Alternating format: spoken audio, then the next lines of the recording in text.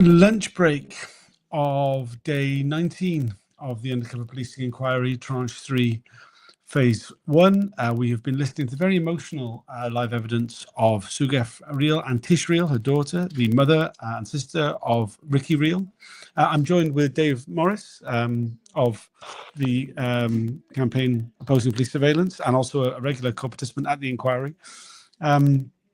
It's been a very emotional hearing this morning. Sukdev really, heart-rending story. I mean, it's such a heartbreaking story in the first place. But I think her and her daughter Tish particularly has really kind of brought home what this really is all about. Yeah, I mean, yeah, it has been. The whole. I mean, where do you start, really? I mean, it's quite shocking what happened to her son, and how he was attacked by racists and then disappeared, and the police were basically doing nothing, and the family had to do all the hard work to kind of try and find out what happened, where he was, and then 7 days later he's found drowned. And the police, ever since that moment, if not before, in fact, it was clear from the very beginning, really, their first contacts with the police that, something's happened, it's just an accident, don't worry about it, or they said all kind of racist things. Yeah, it was incredibly racist. Maybe it was an arranged marriage and he was, trying to get out of it, or he was gay or something, anything to avoid having to do their job and look for a missing person who had been attacked by racists, him and his mates told the police that.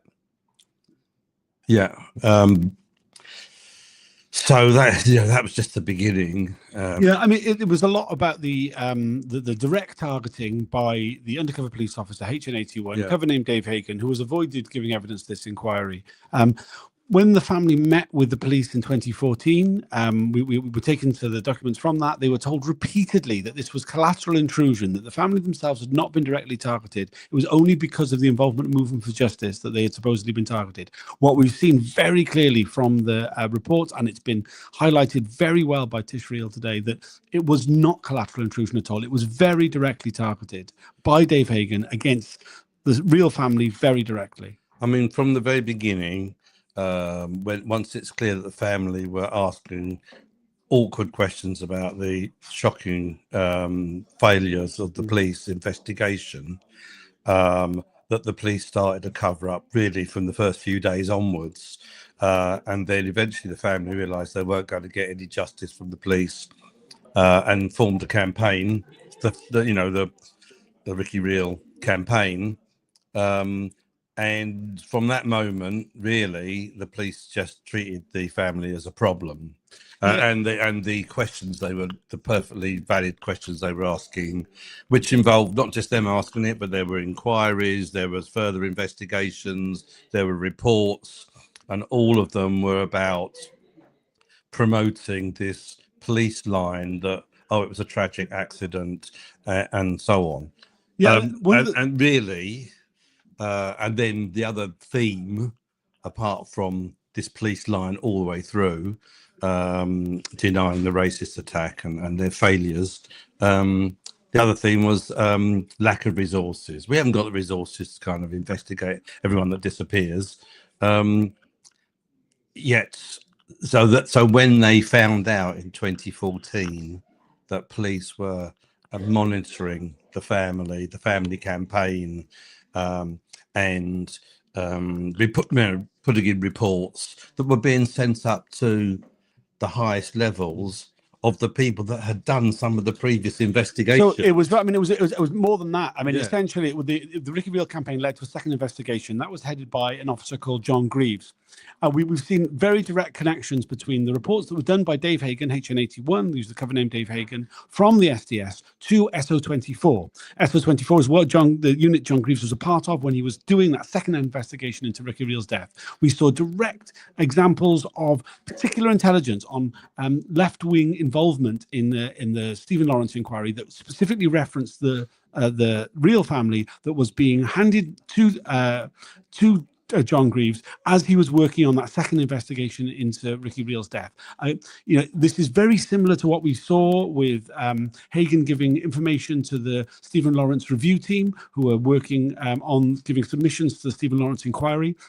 That the police were acting with such bad faith that at the time when they were meant to be finally doing their jobs, actually investigating the death of Ricky Reel properly, the second time around, their opportunity to do it properly, what they were doing is they were spending money, using resources, as Tish Reel said, using the special skills that the Special Branch have, not for looking for Ricky Reel's killer, but instead on spying on the family. Yeah, I mean, in fact, in 2014, when they were finally told the devastating news that they were being spied upon, which was in itself like really shocking to them, and they couldn't believe it.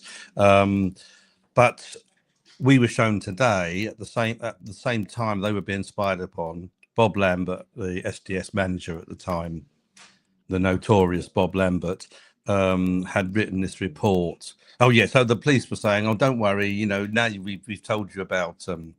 In 2014, we weren't really targeting you. It was collateral damage. We were really interested in these left-wing groups or whatever,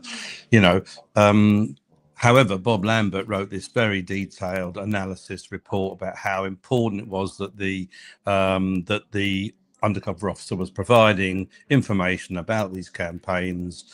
This was vital because the Ricky Reel family campaign could become as big as the Lawrence controversy and scandal that Stephen Lawrence. The exact words were, "It could be as big in a potential embarrassment to the Metropolitan Police as the Stephen Lawrence case." And really, it was all about reputation management. The whole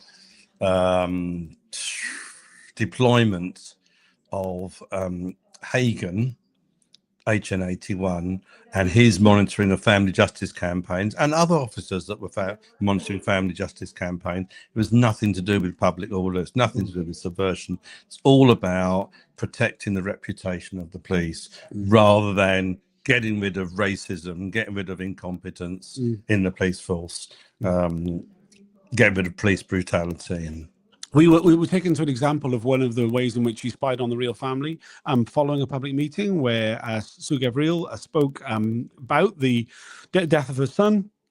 She was very upset, and he offered her a lift home.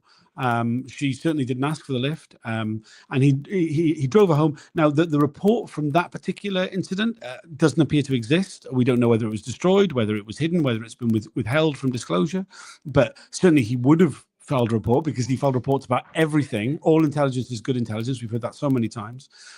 He claimed that he didn't exploit the situation. He didn't go inside despite being invited. We don't know that. But it was very clear that this was direct targeting. As Bob Lambert wrote in that briefing document about the deployment of Dave Hagen, it said that Dave Hagen was ideally placed to spy on the Reel family in the months ahead. So it wasn't collateral intrusion. This was planned, this was deliberate, and this was ongoing. Yeah, this is a big police lie at the centre of this inquiry about so-called collateral inclusion, wherever it looks really bad for the police. Oh, well, that was just collateral intrusion. And all the family justice campaigns, that's their kind of line in this inquiry. But it's clear, actually, these are the key things that are major reputational damage to the Metropolitan Police, not the odd protest or whatever, there might be a scuffle or something, because they're claiming, it's all about concerns about public order. It's not. It's about reputation management. It is really shocking to see the damage the police can do to families. People who have trust in the police. I mean, that's something that really should be pointed out. I mean, the impact on Sukdev, but the family at large, is horrific. As Sukdev said herself, that she had never had any interactions with the police beyond in a professional capacity as a senior homeless outreach worker and in her job. That she wasn't expecting anything other than professionalism from the police. What she has received from the police has been horrific. She talked about how the depth of the impact on her, about that she sees eyes everywhere. She's constantly sure that she's being watched. watched and followed. Her daughter Tish talked about how she screams in the night. I mean, it's heartbreaking to hear, really. It's so emotional. I mean, we've had longer breaks than usual. It's been very difficult. I mean, it is really good that her and Tish are able to give evidence together. Yeah, that's really good. I mean, Tish, you know, she's able to articulate, you know, to go to the core of what's really happening. And yeah, I think her daughter Tish has completely destroyed the police case on you know, so-called collateral damage. And yeah, I mean, you know, there's a lot of different you know, movements that the police have targeted, in the SDS targeted in this inquiry, and the family justice campaigns are almost like they stand out as so shocking, not just because of the effect on those families, but just it's clearly 100% about reputation management. They're targeting campaigns with the potential to embarrass the police. I mean, rather than the police changing their attitudes and their practices about, you know, racism and deaths in custody and proper investigations. So I think, you know, that this stuff should be front page news, you know. I mean, there is more journalists than normal today at the inquiry. Hopefully, there will be some news reports. We were just overhearing some people from ITV talking about doing an interview with Sukdev at the end of the day. Hopefully, that does go ahead. Anything else you'd like to add, Steve? No. So the hearing continues this afternoon. We'll be hearing more from the real family. Please tune in if you can. It is being broadcast with the usual 10-minute delay by the inquiry, so you can follow proceedings. Otherwise, I will be doing more videos in the break, hopefully trying to get some other people in who maybe you haven't seen on these videos before, particularly those who were close to the real family at the time. Thanks for joining. See you later on. Bye for now. Great.